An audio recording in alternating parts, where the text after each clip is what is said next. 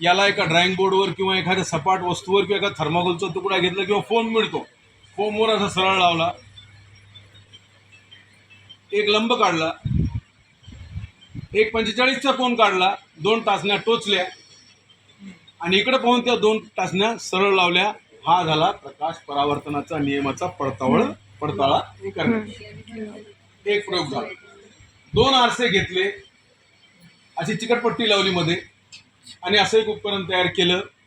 त्याच्यामध्ये एक वस्तू ठेवली, जेवढी अँगल मोठी राहणार तेवढी प्रतिमांची संख्या कमी आणि जेवढी अँगल कमी करणार तेवढी प्रतिमांची संख्या जास्त. तुमच्या त्या सूत्रामध्ये बसून तुम्ही बरोबर संख्या काढू शकता. जे विद्यार्थी होमी बाबाच्या एक्झामला बसतात त्यांना या 2 आरशामधले 2 ते 3 प्रयोग दरवर्षी येतात.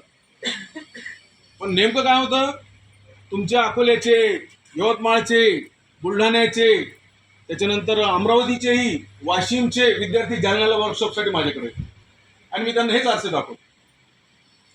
ते जालन्याला येतात, 3 दिवस थांबतात, 3 दिवस लॉजचा खर्च करतात, आमची फीस 4000 रुपये भरतात आणि त्याच्यानंतर आम्ही 3 दिवसामध्ये त्यांचे 400 प्रयोग करून घेतो, 300 प्रयोग करून घेतो.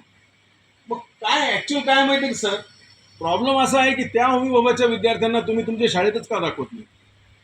50 प्रयोग जर दाखवले तर तो मुलगा सेकंड लेवल पार करून टाकतो. थिअरीच्या वेळेसच दाखवायचे हे प्रयोग.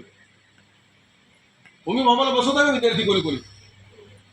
आणि बसवा. होमी बाबाच्या एक्झाम मध्ये मुलांना बसवल्याने फायदा काय होतो की